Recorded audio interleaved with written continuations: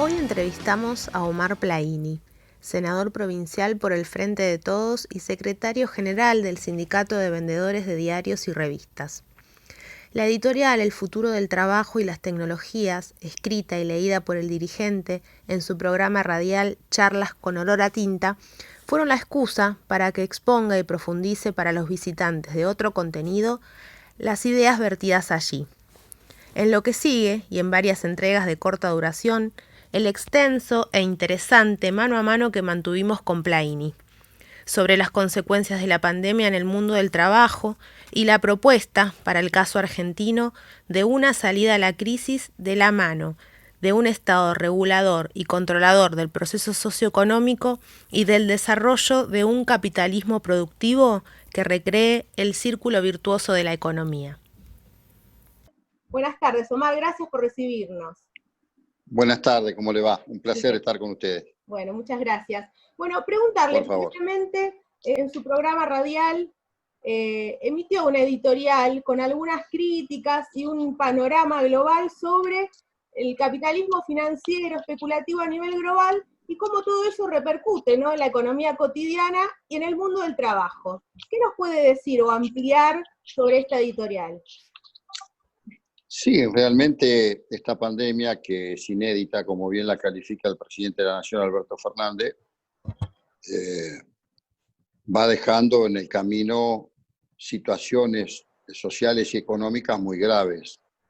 Más allá que en la Argentina hay que rescatar la intervención del Estado de parte del gobierno, con todas las herramientas que tiene a disposición para asistir no solamente aquellos en situación de informalidad con la tarjeta alimentaria, sino también a los monotributistas, a los autónomos, a las propias empresas con el ATP que está existiendo, con lo cual va resolviendo y con otros mecanismos, créditos a tasa cero, créditos a tasas muy blandas, va resolviendo el tema que va dejando esta pandemia. Cualquier informe que nosotros hoy miremos de la Organización Internacional del Trabajo dice que a la finalización de esta pandemia, si se da en el curso de este año, por lo menos lo que se habla hasta ahora, que no, tampoco la ciencia ha logrado resolver el problema con una vacuna o con algún otro antídoto que nos permita cortar aquí con el COVID-19, se van a perder alrededor de 300 millones de empleos. Y no es un dato menor. Y esto afecta a los 5 continentes, Argentina no está fuera de ella. Entonces, un tema trascendente para quienes venimos del mundo del trabajo es las consecuencias que vamos a vivir. Esto es lo que yo reflejaba en el día de ayer, que esta pandemia genera mayor desocupación, suspensiones, pérdida de empleo, crece la pobreza, la indigencia, la pérdida de poder adquisitivo. Son todas situaciones que se van dando en este contexto. Y también a eso hay que sumarle, en un mundo altamente concentrado por la finanza y la especulación, el tema todo el tiempo de las grandes empresas de buscar flexibilizar y pauperizar el mundo del trabajo. En ese contexto yo decía que hoy los Estados-nación han ido perdiendo preponderancia frente a los sectores especulativos, donde allí usted encuentra en principio a los grandes fondos de inversión. 5 grandes fondos de inversión hoy tienen un presupuesto y un manejo anual de 21.400 billones de dólares, casi 5 veces el presupuesto de Estados Unidos. A eso yo le incluyo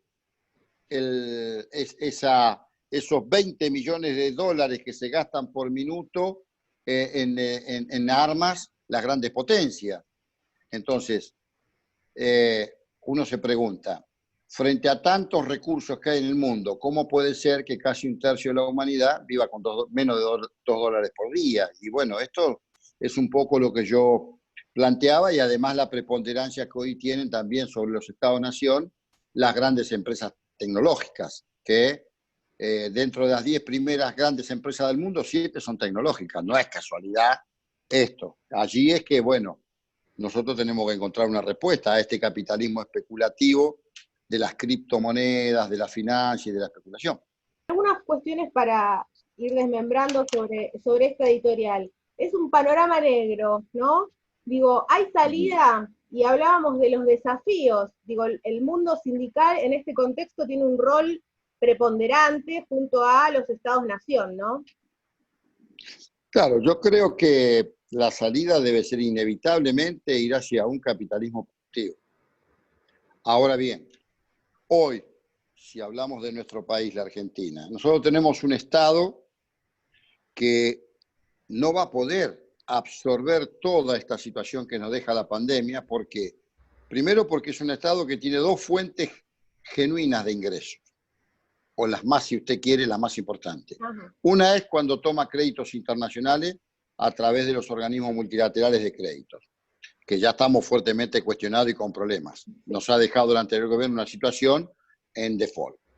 Y la segunda es los impuestos que cobra el Estado a los habitantes, que inclusive se produce una situación muy injusta porque un sector de los trabajadores tienen que pagar impuestos a las ganancias cuando todos sabemos que el salario tiene carácter alimentario y termina siendo un impuesto al salario que pagan una masa importante de trabajadores en la República Argentina. Ahora, estos son los ingresos más importantes que tiene un Estado. Bueno, este Estado así no va a resolver ni siquiera la contención por mucho tiempo de la informalidad, de la pobreza y de la indigencia. Por lo tanto, desde mi mirada, este Estado tiene que recuperar ingresos para poder ser más abarcativo y también desde la protección de la mano de obra nacional y la producción nacional encontrar una salida. ¿Qué estoy diciendo concretamente con esto? Mire, nosotros hemos perdido la capacidad de la regulación de los puertos, del control de las propias balanzas por donde se va nuestra riqueza. Fíjese qué criterio este. Las balanzas son privadas, no las controla el Estado, por lo tanto, por donde se van los granos y los minerales, va lo que dice un sector privado y el Estado no tiene control. No controlamos a través de un banco central fuerte todo el circuito financiero. No tenemos una marina mercante como supimos tener, donde por los ríos y los mares argentinos casi el 90% de los buques que circulan son de banderas extranjeras. No podemos administrar con un control fuerte del Estado el comercio exterior. Solamente para darle algunos datos, le podría hablar de la energía también, que nosotros la generamos, pero la distribuimos a través de las concesiones. Fíjese lo que está pasando hoy con Edesur, con Edelab, con Edenor.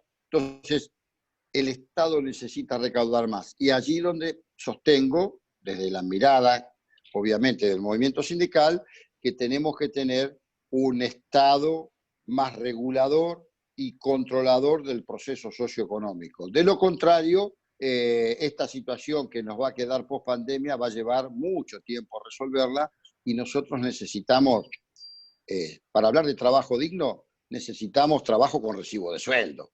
Esto es lo central que planteo desde el campo sindical. ¿Hay una posibilidad? Sí, claro que hay. La pandemia nos da esa propia posibilidad que, bueno, permanentemente la dice el presidente, que tenemos que encontrar otro mecanismo en este capitalismo que no sea el que estamos viviendo. Claro. Bueno, esto volviendo al rol del Estado, ¿no? Que me parece que también es fundamental este rol regulador que la pandemia vino a acelerar, ¿no? De la mano de Alberto Fernández a nivel nacional y en la provincia con Axel Kicillof. Hay miradas encontradas con este rol protagónico del Estado de atender las demandas de los que más necesitan. Es en una medida volver a este estado de bienestar que se supo conocer en la época del peronismo. Sí, claro. Quienes venimos del campo nacional y popular queremos el estado de bienestar. Nadie a esta altura de los acontecimientos en nuestro país puede dudar que a mediados del siglo pasado, con el advenimiento y la llegada de Juan Perón al gobierno, nosotros supimos construir una Argentina industrial. Aquí en este país no se fabricaba ni un alfiler. Si nosotros no volvemos a este circuito virtuoso de la producción, el empleo, el salario y el consumo, y eso lo da un Estado regulando y participando activamente en el proceso socioeconómico, es muy difícil en este contexto mundial donde todo queda suscripto prácticamente al mundo de las finanzas y de lo especulativo. No lo digo yo, lo dice el propio Francisco, el Papa, cuando habla de la globalización de la indiferencia y el descarte de la persona humana. Y para eso que hay que recuperar un Estado que tenga una fuerte presencia en todo el proceso económico y social para volver a redistribuir y buscar esa equidad que hemos perdido hace muchísimos años, y sobre todo en los últimos 4 años del gobierno anterior se ha profundizado el endeudamiento, la desocupación, la inflación, la pérdida de puestos de empleo, el cierre de empresas. Se han cerrado